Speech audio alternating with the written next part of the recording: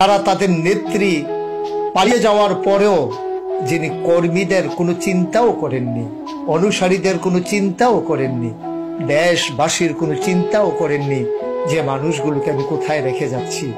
যিনি তার বোনকে নিয়ে পালিয়ে গেলেন, দেশবাসীর কথা মনে রাখলেন না। বারবার যিনি মায়া কান্না দিয়ে বুঝতে চাইতেন তিনি দুঃখ বুঝেন।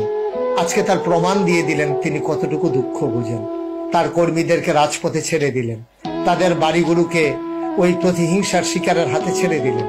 তাদের জীবনের তিনি একটু পরোয়াও করলেন না, তিনি পালিয়ে গেলেন। একবারও ভাবলেন না যে আমি যাদেরকে রেখে যাচ্ছি 15 বছর ধরে, যারা আমাকে এই ক্ষমতার মসনদে টিকিয়ে রেখেছে, আমাকে গণভবনের এই নরম তুলতুলে বিছানায় বিশ্রাম নেওয়ার আনন্দ করার সুযোগ করে দিয়েছে, আমি তাদেরকে কোথায় রেখে যাচ্ছি একবার তিনি চিন্তাও করলেন না।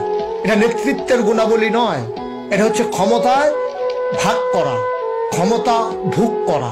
এইগুলোই হচ্ছে তাদের স্বভাব এবং চরিত্র।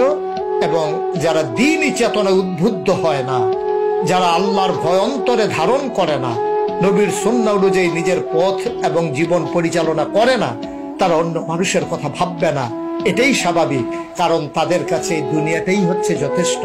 তাদের পরকালের দেনা পাওনার হিসাব তাদের মাথায়ও আসে।